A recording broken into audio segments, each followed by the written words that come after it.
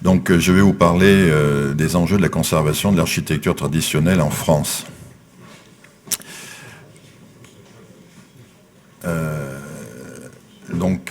Petit point de sémantique, je ne sais pas si ça vaut le coup. Tradition, c'est l'héritage immatériel continu d'un contenu culturel à travers l'histoire, appartenant à une communauté. L'essence ou le sens, c'est ce qu'une chose, un objet représente ou exprime. La forme, c'est l'ensemble des caractéristiques extérieures de quelque chose. Le patrimoine, c'est l'ensemble des biens, des droits hérités du père, réunis et conservés pour être transmis à ses descendants.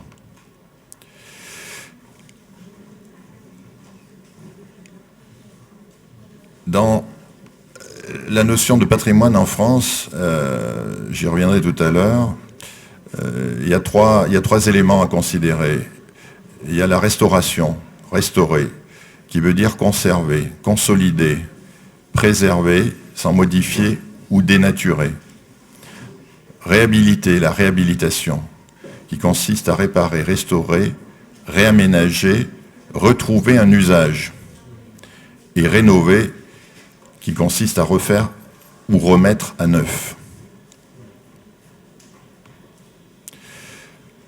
La particularité de la France par rapport à beaucoup d'États européens, c'est d'avoir connu une révolution à la fin du XVIIIe siècle qui a provoqué beaucoup de dégâts sur les patrimoines qui étaient marqués par la noblesse ou par le clergé. Donc nous avons des châteaux, nous avons des églises, des cathédrales, mais elles ont subi pas mal d'outrages. Et c'est à partir de cette période-là qu'il y a eu une conscience avec des gens comme l'abbé Grégoire, qui ont été les premières personnes à s'intéresser au patrimoine.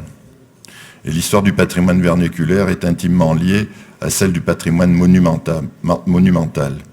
Monumental, ça veut dire mémoire. C'est pas forcément quelque chose qui est matériel. Ensuite, nous allons parler des lois et de la législation française qui est particulière et qui est née justement à partir de la Révolution française. Donc ici, vous avez des images qui représentent ce qui s'est passé en France durant, ou du moins qui a été représenté. Donc la démolition de la Bastille, un symbole royal, on démolit un bâtiment. En dessous, vous avez une image où on a des gens qui sont en train de bûcher, de marteler les tombeaux des rois de France, donc dans l'abbaye Saint-Denis. Et vous avez une image aussi des châteaux, des représentations de la noblesse qu'on va brûler, piller, détruire. Les grands personnages qui ont marqué le patrimoine sont donc l'abbé Grégoire, Henri-Jean-Baptiste Grégoire, un intellectuel qui, s'apercevant des outrages liés à la Révolution, a été un des premiers militants de la défense du patrimoine. Deuxième personnage, un préfet, un ministre, François Guizot, des intellectuels, Prosper Mérimée et Victor Hugo.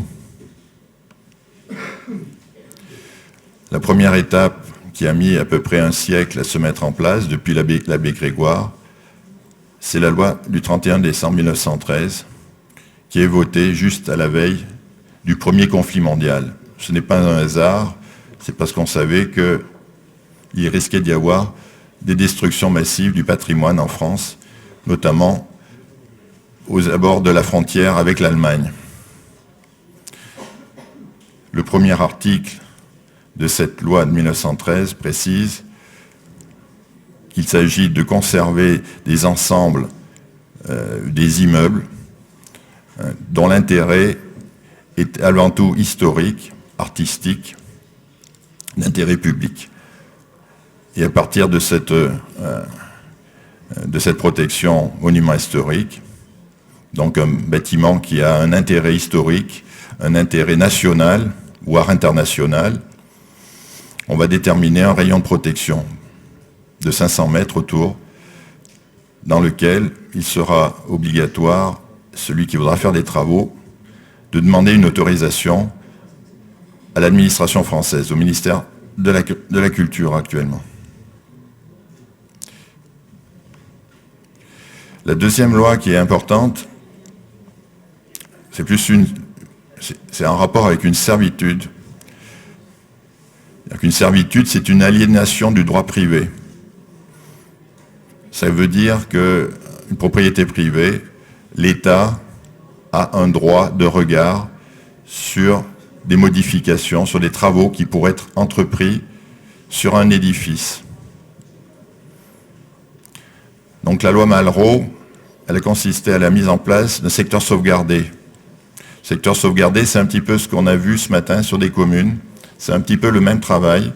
Donc on va réaliser un plan de la ville, du village, sur lequel on va distinguer les bâtiments qui ont un intérêt historique, donc les monuments historiques, s'il y en a, les bâtiments qui ont un autre intérêt, qui ne sont pas forcément classés, qui n'ont pas forcément un classement monument historique, et puis tous les éléments aussi structurants, des éléments de la volumétrie, le gabarit des rues, des ruelles, qui donnent une identité à la forme urbaine du village. Donc il va y avoir un règlement qui va préciser en fonction des secteurs, en fonction de la couleur qu'il y a sur le plan, du sort qui est réservé au bâtiment. Ça peut être aussi de la démolition. On peut aussi prévoir sur un plan de sauvegarde, ça s'appelle un plan de sauvegarde d'une mise en valeur, on peut prévoir aussi de la démolition. Cette protection concerne non seulement les extérieurs, mais aussi les intérieurs. Là, vous avez l'exemple de Sarlat, qui a été un des premiers secteurs sauvegardés en France. Dans les années qui ont suivi, en 1964, toujours le même personnage, André Malraux, va créer une commission qui va mettre en place l'inventaire général. C'est aussi ce que l'on a entendu un peu ce matin, un travail d'inventaire, c'est-à-dire qu'on va inventorier tout le patrimoine, qu'il soit mobilier ou immobilier. On va le décrire dans des fiches qui ont été normalisées, suivant un classement topographique, une dénomination, et on va essayer de caractériser tous ces éléments d'architecture ou de mobilier.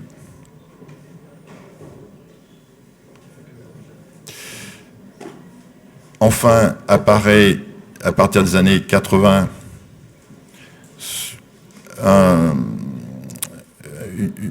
une nouvelle servitude qui est un peu moins contraignante que les secteurs sauvegardés. La différence, c'est qu'on ne va s'occuper que des extérieurs.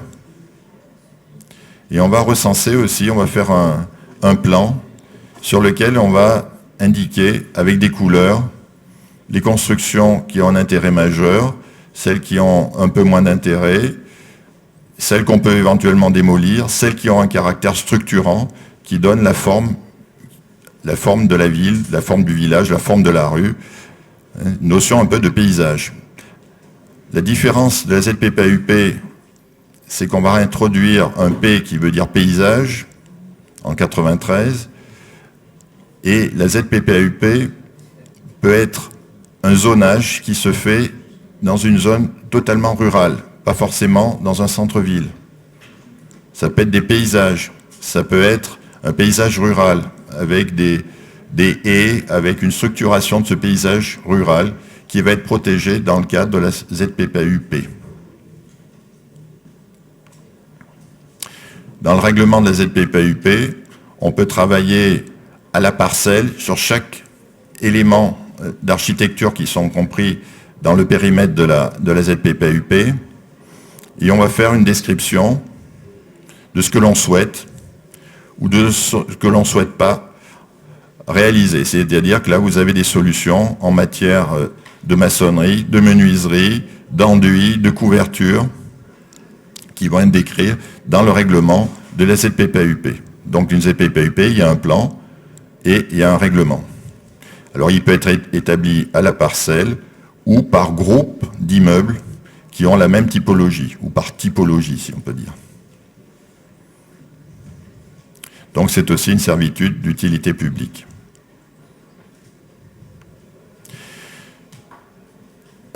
la fin des années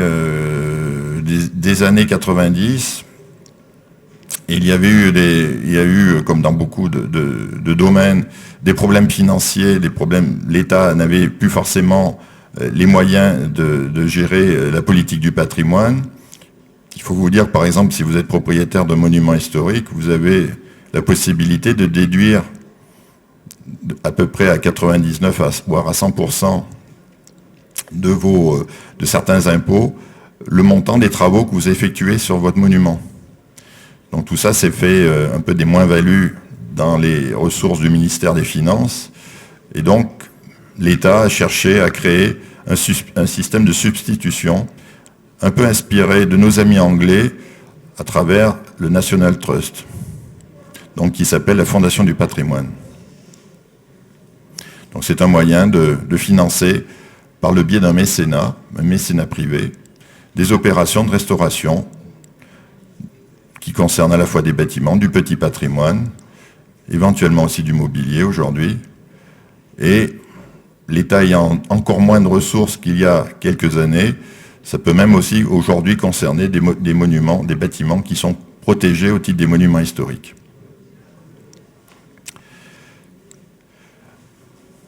Les enjeux de la conservation du patrimoine traditionnel. Donc je vais en revenir là. Je vous ai présenté un petit peu la politique du patrimoine puisqu'elle concerne à la fois le patrimoine protégé, mais aussi, de fait, elle concerne aussi le patrimoine vernaculaire. La grande diversité, le problème en France, c'est qu'on a aussi, comme peut-être ailleurs aussi, mais on a une très très grande diversité des patrimoines, surtout des notions assez variées de ce qu'on appelle le patrimoine. Et puis il y a différents critères qui permettent, voilà par exemple des exemples de patrimoine. On a à la fois un intérieur, un plafond d'une église qui n'est pas protégé. Je ne montre là que des édifices ou des exemples ou des éléments qui ne sont absolument pas protégés au titre des monuments historiques. On a un volet, je vous voyais tout à l'heure des exemples de menuiserie. En France, on a par exemple, dans un petit village de Corrèze, la chance de conserver ce châssis qui est au milieu. Je ne sais pas si j'ai une flèche. Ici, on ne la voit pas, la flèche. Ce châssis, cette fenêtre, ce volet, il date de 1685. C'est certainement un élément extrêmement ancien qui est encore en place depuis l'origine.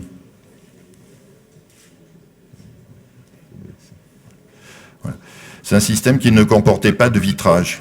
Comme la plupart du temps, le verre était un matériau qui était très coûteux et on fermait les fenêtres uniquement avec des volets. Un puits dans une ferme, c'est fait partie du patrimoine. Petite église rurale aussi qui n'est pas protégée.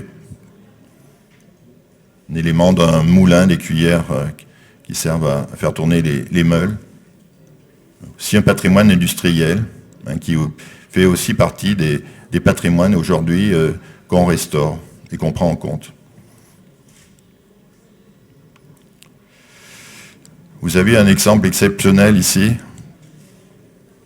sur ce bâtiment, qui possède le dernier exemple certainement connu de charpente à la Philibert Delorme. Philibert Delorme, c'est un grand architecte de la Renaissance, qui avait conçu un procédé de construction de charpente avec des lamelles de bois qui étaient assemblées avec des clavettes. Et ici, sur une ferme en Touraine, j'ai repéré ce bâtiment qui est construit exactement, la charpente est construite avec ce procédé.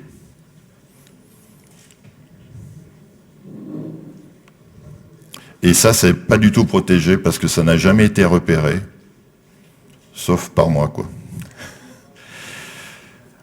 Le problème aussi de la conservation du patrimoine, c'est parfois l'entretien, l'usage, l'obsolescence de patrimoine.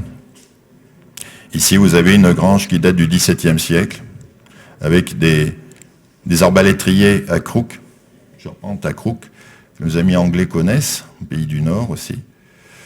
qui est caractéristique de cette région où il y a eu beaucoup d'exemples en Corrèze de bâtiments construits à cette époque-là, utilisant ce système de charpente.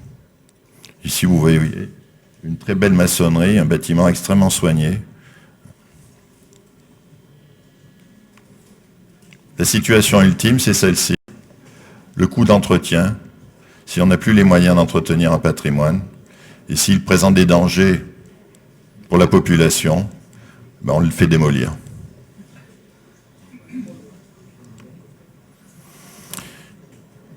L'autre problème, c'est souvent en France, c'est un petit peu l'inverse de vous, qui avez une conscience du paysage et de l'urbanisme. Les Français sont un peu moins urbanistes, pour ne pas dire moins urbanistes que vous. Pourtant, ils l'ont été.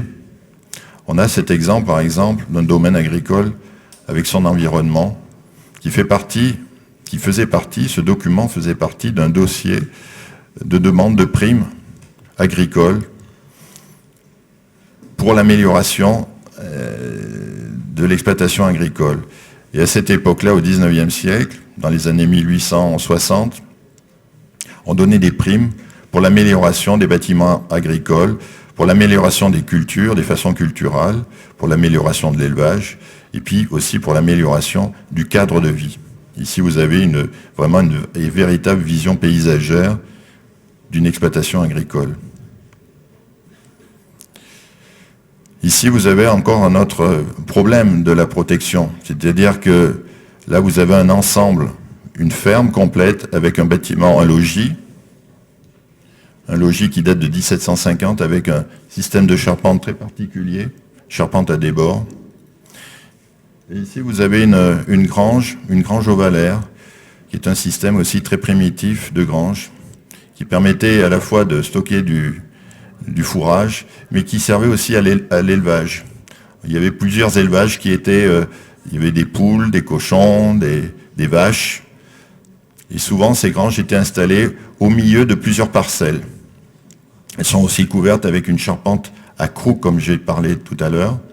Et c'est ce bâtiment qui a été classé monument historique tout seul, celui-ci. Donc le logis lui-même est protégé par le rayon de protection, mais ce n'est pas le bâtiment lui-même qui est protégé. Donc à la limite, celui-ci, à l'intérieur, on peut faire à peu près ce qu'on veut. Alors qu'il a autant d'intérêt, sinon plus, même presque, au moins autant que la grange. Voilà un petit peu des particularités de la protection du patrimoine en France, qui sont un peu difficiles des fois à comprendre, même par nous-mêmes.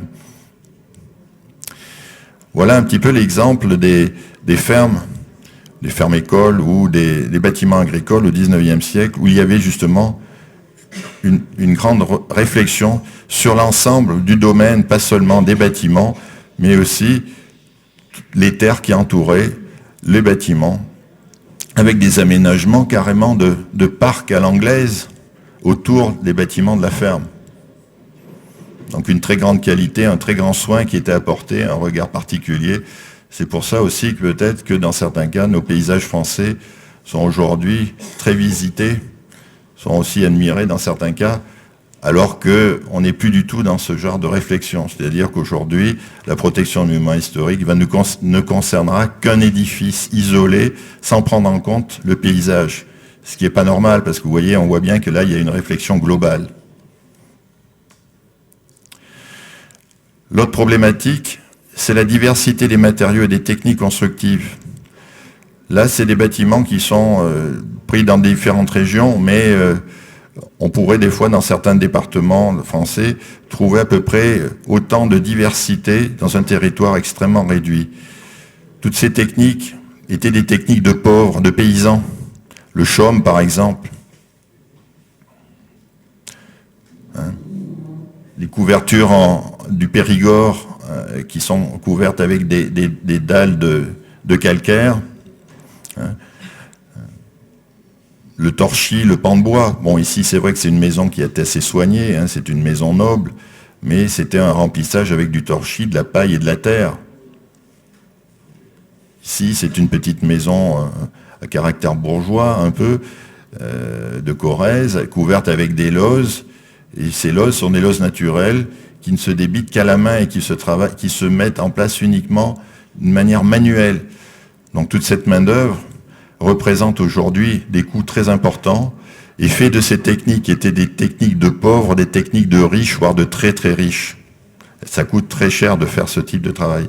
Parce qu'autrefois, c'était plutôt les matériaux qui coûtaient cher et la main-d'œuvre était à des prix souvent très bas. Donc aujourd'hui, le problème de la conservation du patrimoine, c'est aussi un problème de fiscalité, c'est aussi un problème de main-d'œuvre, de coût de la main-d'œuvre.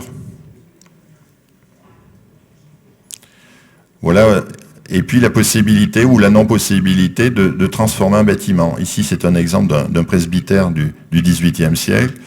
Donc c'est dans le cadre des conseils du CAUE. Donc moi, je travaillais à l'époque en Corrèze et j'étais directeur du CAUE et on s'occupait de conseiller les communes ou les propriétaires des bâtiments pour restaurer ces bâtiments. Donc là, c'est l'exemple d'un bâtiment, d'un ancien presbytère qui a été transformé en mairie, donc en bâtiment administratif. Et puis, il y a des bâtiments qui seraient très intéressants, un bâtiment ici de notable du XVIIe siècle, avec ce système de charpente à des bords, très caractéristique.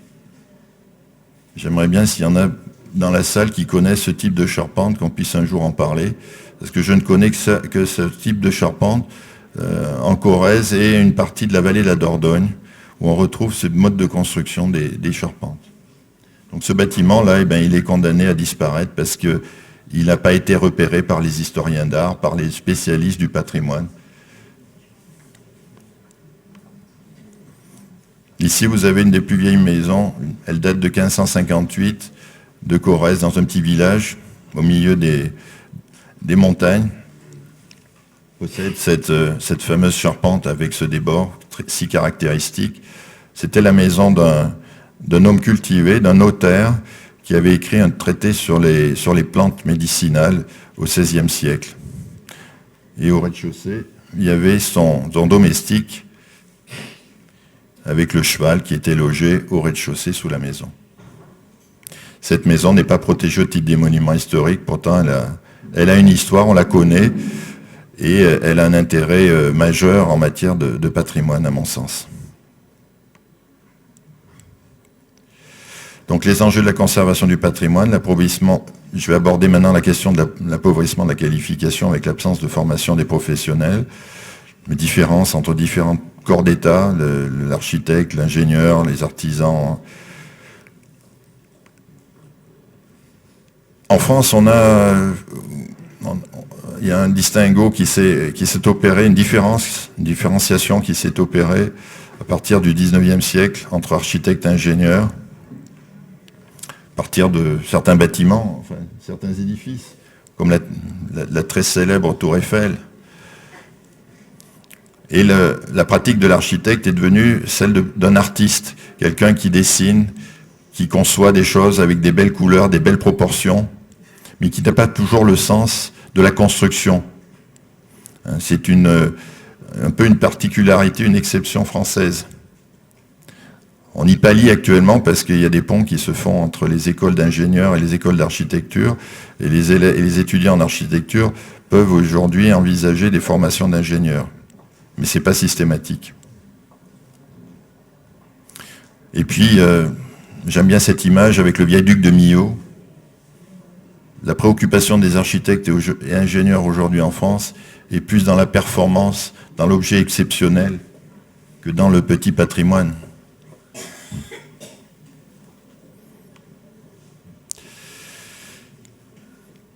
Il y a plusieurs solutions à ça que j'ai expérimentées au cours de ma carrière professionnelle. Il y a eu des expériences relativement anciennes avec des centres européens comme Fulda, comme l'École d'Avignon, et le Centre régional de formation au patrimoine, CREFOP, que j'avais créé et dirigé pendant à peu près 5 ans. Ensuite, mon expérience, c'est celle des conseils d'architecture, d'urbanisme et de l'environnement. Et je parlais en particulier celui de la Corrèze, mais je suis actuellement à celui des Pyrénées-Orientales à Perpignan.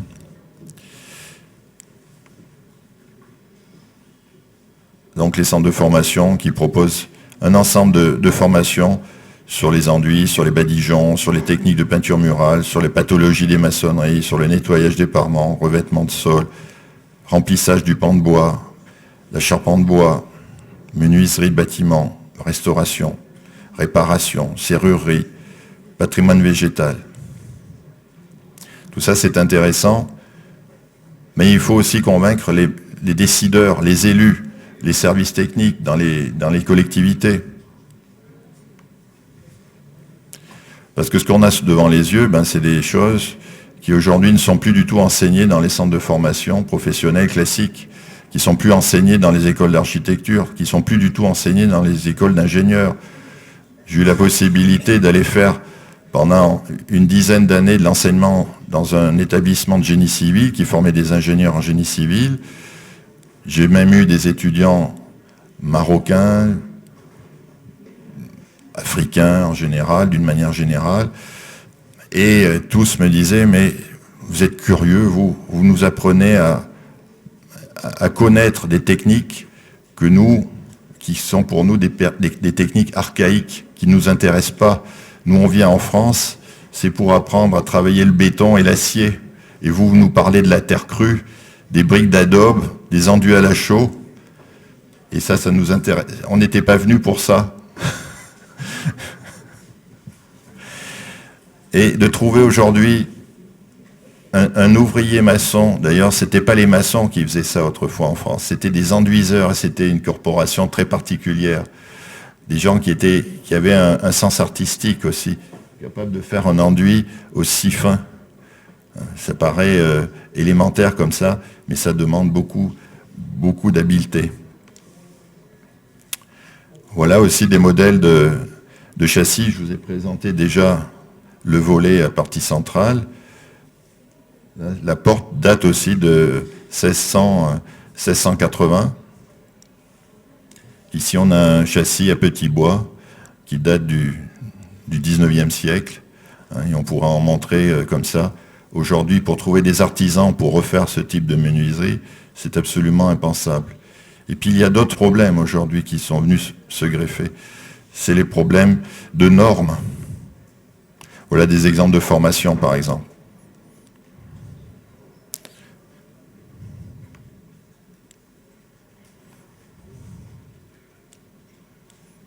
Un nettoyage de la pierre, des enduits, des fours à chaud,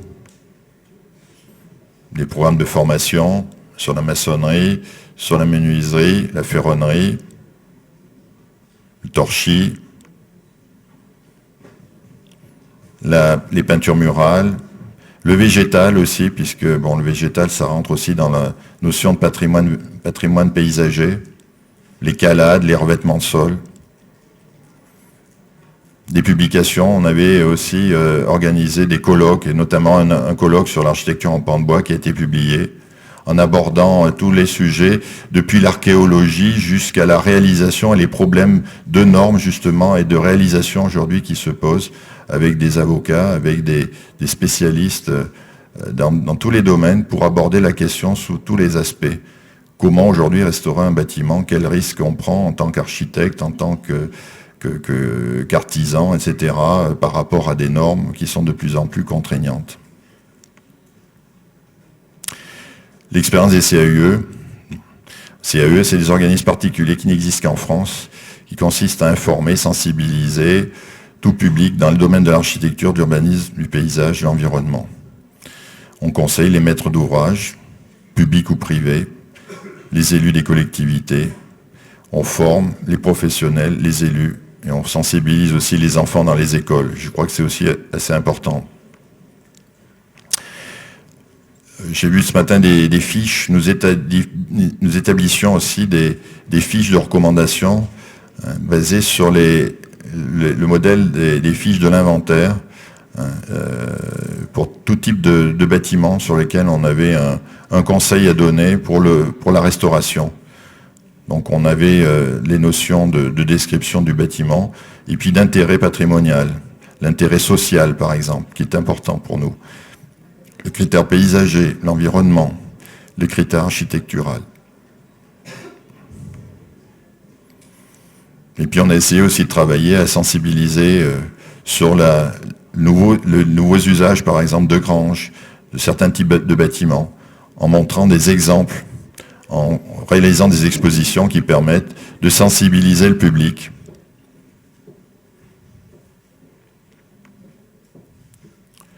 Voilà un exemple de réhabilitation qui a été suivi, qui avait été précédé d'un conseil du CAUE. Donc on avait conseillé sur la porcherie, la petite porcherie là, qui est sur la droite, et sur le bâtiment, qui est une ferme bloc. Et donc là, on a aussi intégré des notions d'architecture contemporaine qui ne sont pas forcément, d'ailleurs, à écarter. Hein, quand il y a des solutions contemporaines, il vaut mieux faire du contemporain que d'essayer de faire du faux ancien. C'est un petit peu mon principe. Notre exemple d'un bâtiment, d'un ancien manoir, qui a été aussi reconverti en bâtiment public, avec une intervention assez contemporaine. Toujours des documents de communication, donc sur les enduits, techniques d'enduit, comment faire un enduit, à quoi ça sert un enduit. C'est pas seulement du décor, c'est du décor, mais c'est aussi une protection d'un bâtiment qui est construit avec des maçonneries souvent fragiles et qu'il ne faut pas laisser à l'air libre. Des systèmes de charpente, etc. Des publications, des ouvrages, un ouvrage sur le petit patrimoine de la Corrèze, ou des livrets de conseils en architecture pour la restauration du petit patrimoine pour une communauté de communes. Voilà, et ma conclusion c'est, peut-on conserver, restaurer, réhabiliter un bâti conçu à une époque où le prix de la main-d'œuvre ne comptait pas, où le confort intérieur n'avait qu'une importance relative, et où ses occupants s'y succédaient dans un contexte où les sociétés sédentarisées évoluaient très, très lentement. Peut-on et veut-on également réaliser à l'inflation des normes? Qu'en est-il des savoir-faire artisanaux pénalisés par un système fiscal et le discrédit social porté à l'encontre des métiers dits manuels? Ça, c'est un autre problème en France. Les métiers manuels n'ont pas de très très bonne presse. C'est-à-dire que des enfants font de mauvaises études, on les oriente souvent vers des métiers manuels, ce qui est un peu dommage parce que pour faire un métier manuel, il faut avoir aussi une bonne tête. Il faut pas, les mains, elles sont commandées par le cerveau et tout ce patrimoine que l'on a vu là, ben, il a été fait par des gens qui réfléchissaient et qui étaient capables de concevoir des choses. Et c'est un petit peu là aujourd'hui le problème, c'est-à-dire qu'on peut constater, on peut restaurer les choses, mais ça ne se fait pas d'une manière très naturelle, parce qu'on a changé d'écologie, on est dans un autre système, on a un autre système économique qui fait qu'il est très difficile de restaurer tout ce patrimoine, donc on est obligé de faire des choix. Et ces choix sont souvent des choix numériques plus que des choix d'intérêt. Je pense que le patrimoine, c'est aussi quelque chose qui doit nous questionner sur l'avenir. Qu'est-ce qu'on veut faire? Il y avait tout cet artisanat qui travaillait, qui avait des savoir-faire. Faut-il mettre en avant les normes et le système industriel et les composants industriels qui sont là plutôt pour empêcher les artisans d'exercer, puisqu'on a constaté qu'en France, depuis qu'on a fabriquer cette société industrielle et commerciale, les artisans ont totalement disparu. C'est-à-dire que les artisans aujourd'hui, ce sont des poseurs, mais ce ne sont pas des gens qui fabriquent des choses à proprement parler. Même un maçon, aujourd'hui, il achète son mortier prêt à l'emploi. Il ne fabrique pas son mortier, il ne fabrique pas son mortier de chaux. Un peintre, il ne broie pas ses pigments, il achète un pot de peinture. Et entre quelqu'un qui fabrique de la peinture avec des pigments et de l'huile et celui qui achète un pot de peinture, il y a une très très grande différence. Voilà. Je ne termine pas forcément sur une note optimiste, mais enfin c'est un constat qui appelle un débat. Je vous remercie de votre attention. Merci. Muchas gracias.